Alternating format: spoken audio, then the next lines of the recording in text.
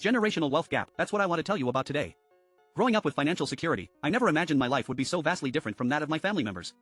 By the time I turned 40, I landed a job at a revolutionary tech startup that catapulted us into the lives of the ultra-wealthy. Our unicorn valuation was a number that most people can only dream of. It's surreal when you think about it, but life went on, and so did our family. I come from a tight-knit family with my husband, and over the years, we developed a system where we'd help those closest to us with their own paths in life. My brother Isaac, a kind father, has a remarkable daughter named Grace.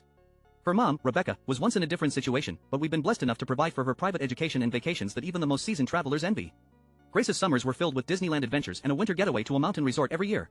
But then, Rebecca introduced George into her life. George has 2 children from a previous relationship, Caroline and Christian. They were living with their mom and George, but they only had limited financial means. George worked hard as a server just like Rebecca, but it was clear they were barely scraping by. Recently, they married and Caroline and Christian began to notice a stark contrast between their lives and that of their stepsister. The realization dawned on them that they're not living the same luxury. They've had a Disney trip only once, if they're lucky. Their summer break was spent in Florida visiting their grandmother. That's when George and Rebecca started to disagree. George was convinced that I owed it to him and his children to help them out, at least to the point of providing private education. Rebecca, however, knew it was a stretch, and she was right. My husband and I didn't think it was our responsibility to bridge that massive financial gap between us and George's kids. We barely knew them after all.